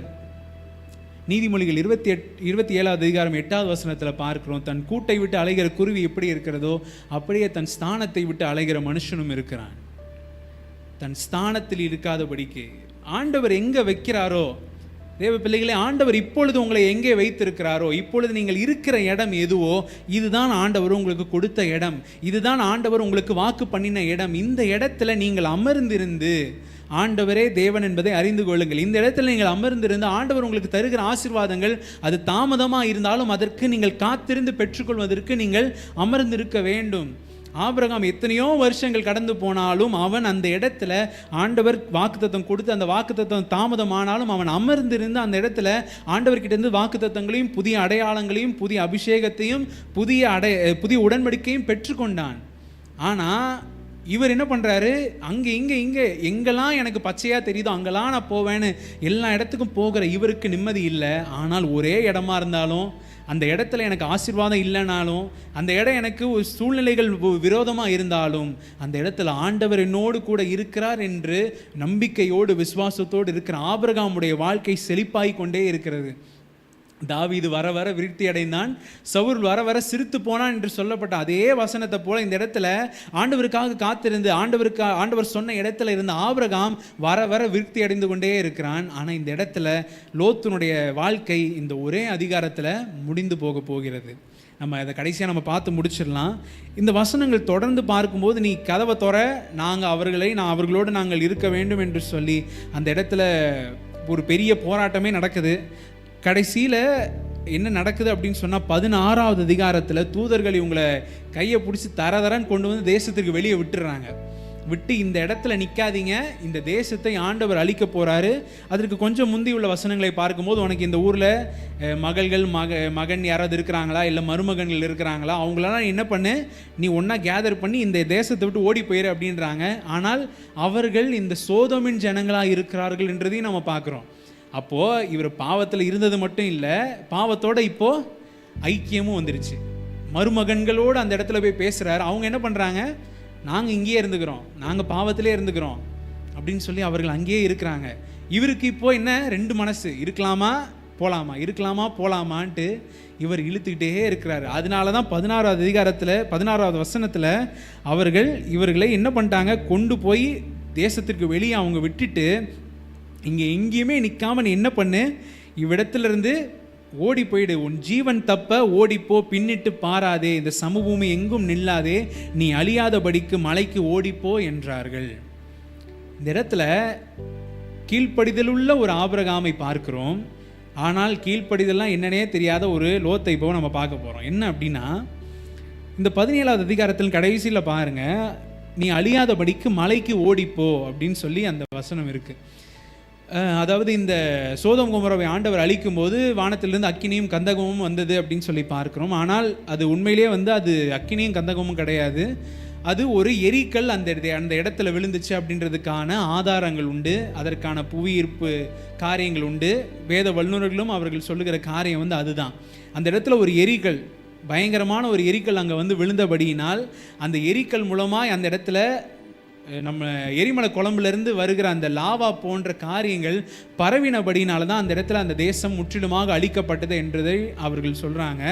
அந்த எரிக்கலுக்குள்ளே இருந்த அந்த கனிமண்கள் எல்லாம் அந்த பக்கத்தில் இருந்த அந்த நன்னீரில் இறங்கினபடினால தான் அந்த நன்னீராக இருந்த ஒரு கடல் சவக்கடலாய் மாறி போனது.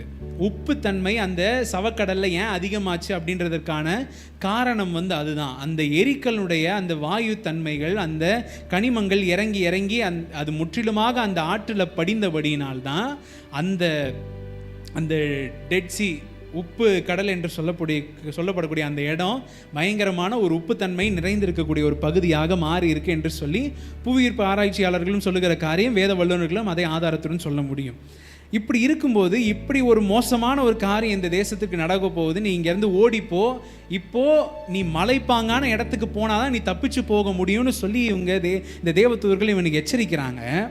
ஆனால் 18வது வசனத்திலிருந்து இவர் என்ன சொல்கிறாரு பாருங்க. அதற்கு லோத்து, அப்படியெல்லாம் ஆண்டவரே, உமது கண்களில் உமது அடியனுக்கு கிருபை கிடைத்ததே, என் பிராணனை காக்க தேவரீர் நீ செய்த இந்த கிருபை பெரிது என்று விளங்க பண்ணீர். மலைக்கு ஓடி போக என்னால் முடியாது, தீங்கை என்னை தொடரும், நான் மரித்து போவேன். அதோ அந்த ஊர் இருக்கிறதே, நான் அதற்கு ஓடி போகத்தக்கதாய் அப்படின்னு சொல்லி இவர் இப்போது தேவ தூதன் ஒரு ஆப்ஷனை கொடுக்குறாரு, நீ இந்த மலைக்கு ஓடிப்போ அப்படின்னு சொல்கிறாரு. ஆனால் இவர் இப்போ மாற்றி இல்லை நான் இந்த இடத்துக்கு போகிறேன் அப்படின்னு சொல்லி இவர் வேற ஒரு இடத்த கேட்குறாரு. கேட்கும்போது சரிப்பா, நீ எப்படியோ தப்பிச்சா சரி, நீ ஓடி போயிடு, நீ நிற்கவே நிற்காத அப்படின்னு சொல்லி அந்த இடத்துல சொல்கிறாரு. சொன்ன உடனே நீ அந்த இடத்துக்கு போகிற வரைக்கும் எதுவுமே நடக்காது அப்படின்ட்டு. அதே போல் இவங்க ஓடி போகிறாங்க. ஓடி போக தான் இந்த பெரிய அழிவு இவர்களுக்கு பின்பாக நடக்குது. நடக்கும்போது லோத்தினுடைய மனைவி பின்னிட்டு பார்த்து உப்பு தூணாய் அவள் மரித்து போனாள். இப்போது லோத்தும் அவருடைய 2 மகள்களும் ஓடி போகிறாங்க. ஓடி போய் கடைசியில் அவங்க எப்படியோ தப்பிச்சிட்டாங்க. சோதோம் கொமோரா முற்றிலுமாக அழிக்கப்பட்டதாயிற்று. 27வது வசனத்தை பார்க்கும்போது, விடியற் காலத்தில் ஆபிரகாம் எழுந்து தான் கர்த்தருக்கு முன்பாக நின்ற இடத்திற்கு போய் சோதோம் கொமோரா பட்டணங்களின் திசையிலே சமபூமியான தேசம் முழுவதையும் நோக்கி பார்த்தான். அந்த பூமியின் புகை சூளையின் புகையைப் போல் எழும்பிற்று. ஏன்னா இவர் எப்ரோனில் இருக்கிறாரு. அந்த சவக்கடல் தான் இவங்க 2 பேருக்கும் ஒரு பெரிய டிஸ்டன்ஸே. அந்த சவக்கடல் நடுவில் இருக்குது. இவர் எப்ரோனில் இங்கே இருக்கிறாரு, சோதோம் கொமோரா இங்கே இருக்குது. அப்போது ஆண்டவரோடு இவர் பேசின இடம் இங்கே, சோதோம் கொமோரா இங்கே இருக்குது, நடுவில் இந்த கடல். இவர் இங்கேருந்து இப்போ பார்க்குறாரு, அங்கே நடந்த அந்த அழிவினுடைய விளைவாக அந்த இடத்துல பயங்கர புகை மண்டலமாக இருக்குது அப்படின்றத ஆபிரகாம் 27வது வசனத்தில் பார்த்து 29வது வசனம் வரைக்கும் அது தொடர்ந்து 30வது வசனத்தில் தான் இப்போது இவர் லோத்தினுடைய அழிவு ஆரம்பமாகிறது. பின்பு லோத்து சோவாரிலே குடியிருக்க பயந்து சோவாரை விட்டு அவனுக்கும் அவரோடு இருந்த 2 குமாரத்திகளும் மலையிலே வாசம் பண்ணினார்கள். இப்போது தேவ தூதன் எங்கே போக சொன்னார்? மலைக்கு போங்கன்னு சொன்னார். இவர் இல்லை, நான் பக்கத்தில் இருக்கிற ஊர் சோவாருக்கு நான் போகிறேன், இவர் போனார். இப்போ சோவாருக்கு போய் அங்கே இருக்க பயந்துட்டு இவர் இப்போ திரும்பி எங்கே போகிறாராம்? கடைசி வரைக்கும் ஆண்டவருடைய வார்த்தைக்கு கீழ்ப்படியணுன்ற அந்த ஒரு எண்ணமே இவருக்கு இல்லாதபடியினால் அடுத்து நடக்கிற அருவருப்பான காரியங்களை பார்க்கிறோம். மோவாப், அம்மோன் என்கிற 2 அருவருப்பான சந்ததிகள் உருவாகக்கூடிய காரணமாய் இந்த இடம், இந்த சூழ்நிலை, இந்த நபர் மாறி போகிறார். நீ எங்கே இருக்கிறாய்? Where are you? நான் எங்கே இருக்கிறேன்? ஆண்டவர் என்னை வைத்த ஸ்தானத்தில் இருக்கிறேனா?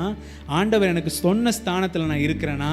அல்லது கூட்டை விட்டு அலைகிற குருவி எப்படி இருக்கிறதோ அதே போல தன் ஸ்தானத்தை விட்டு அலைகிற மனுஷன் எப்படி இருக்கிறானா அதே போல நான் இருக்கிறேனா? இன்றைக்கு நாம் தியானிக்க வேண்டியது மிக மிக முக்கியமான ஒரு காரியம். ஆண்டவருக்கு அடங்கி இருந்து எல்லாவற்றையும் எதிராக இருந்தாலும் அங்கு அடங்கி இருந்த ஒரு ஆபிரகாமுடைய வாழ்க்கை பெருக்கத்தின் மேல் பெருக்கம், ஆசீர்வாதத்தின் மேல் ஆசீர்வாதம், எழுச்சியின் மேல் எழுச்சி, புதிய உடன்படிக்கை, எல்லா காரியங்களும் நன்மையாகவே நடந்தது. ஆனால் விரோதமாய் ஆண்டவருக்கு பிரியமற்ற காரியத்திலே தரித்திருந்த, நாடி இருந்த, அமர்ந்திருந்த ஒரு நபருடைய வாழ்க்கை எவ்வளவு மோசமான ஒரு நிலைமையில முடிந்து போனதுன்னு நம்ம பார்க்குறோம். அப்படியே நம்ம கண்களை மூடி ஆண்டவருடைய வார்த்தைக்கு நம்ம ஒப்பு கொடுத்து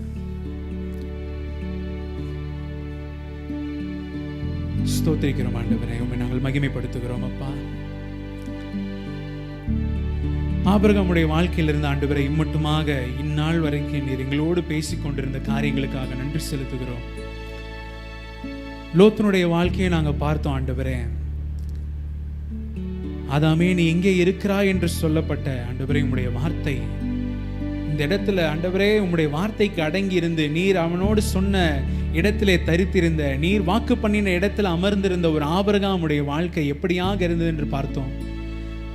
ஆனால் போகக்கூடாத இடத்துல இருந்து, சேரக்கூடாத நபர்களோடு சேர்ந்து, சம்பந்தம் கலக்கக்கூடாத ஜனங்களோடு கலந்து வாசம் பண்ணின ஒரு லோத்தினுடைய வாழ்க்கை எப்படியாக முடிந்தது என்று நாங்கள் பார்த்தோம். ஆண்டவரே, இன்றைக்கு நாங்கள் ஒப்பு கொடுக்கிறோம். அப்பா, நாங்கள் எங்கே இருக்கிறோன்றது உங்களுக்கு தெரியும், அது எங்களுடைய இருதயத்திற்கே தெரியும். ஆண்டவரே, இன்றைக்கு ஒரு ஒப்பு கொடுத்தலோடு நம்முடைய அன்றைய நாங்கள் சேர்ந்து கொள்ளுகிறோம். அப்பா, ஆபிரகாம் தன்னுடைய வாழ்க்கையில, பழைய வாழ்க்கையில அநேக எதிரான காரியங்களை செய்தான். பழைய முறைமையின்படி தன்னுடைய சிந்தனைக்கு ஏற்ற வழிகளெல்லாம் நடந்தான். ஆண்டவரே, ஆனால் 17வது அதிகாரத்தில் நீர் அவனோடு ஆண்டவரே நீர் ஒரு உடன்படிக்கை ஏற்படுத்தின போது அவனுடைய வாழ்க்கையில் ஒரு மாற்றம் வந்தது போல இன்றைக்கு இந்த மாலை நேரத்தில் எங்களுடைய வாழ்க்கையை நாங்கள் ஒப்புக் கொடுக்கிறோம். அப்பா, எங்களுடைய வாழ்க்கையில் ஆண்டவரை இம்மட்டுமாக நாங்கள் எத்தனையோ இடத்துல உங்களை நாங்கள் நோக செய்திருக்கலாம், எத்தனையோ இடத்துல நீர் சொன்ன வழியிலிருந்து நாங்கள் விலகி போயிருக்கலாம், நீர் இருக்க சொன்ன இடத்துல இல்லாதபடிக்கு நாங்கள் பெயர்ந்து போயிருக்கலாம். ஆண்டவரே, இன்றைக்கு எங்களை மன்னிங்க ராஜா.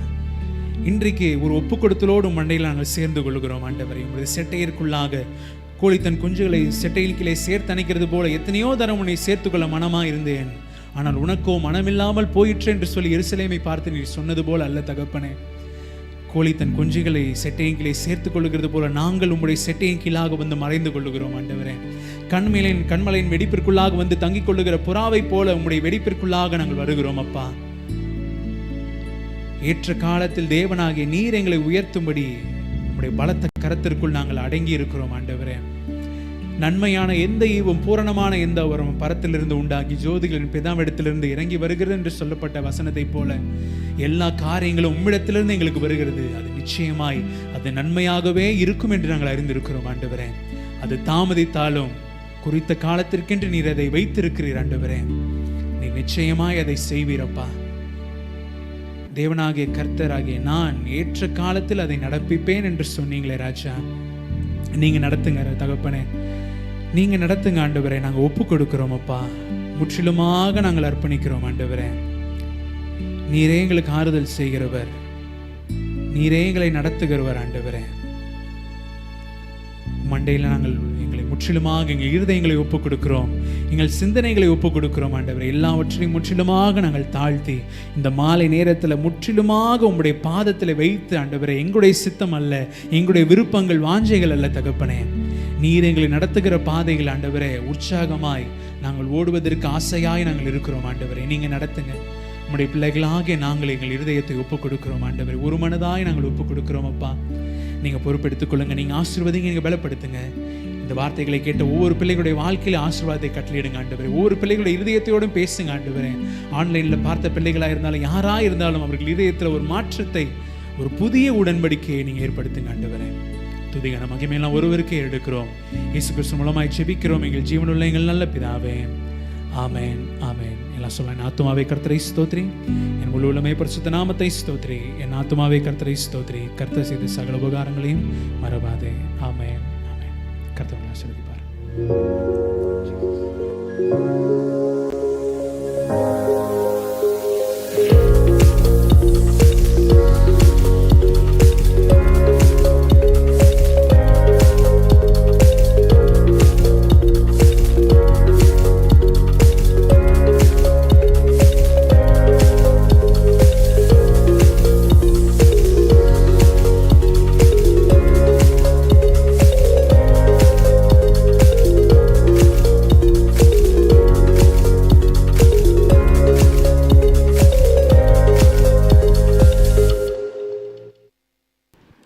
காணிக்கை செலுத்த விரும்புகிறவர்கள் நீங்கள் காணிக்கை பெட்டியில் போடலாம். நேரம் தாமதமாகிவிட்டது, அதற்காக மன்னித்துக் கொள்ளுங்கள்.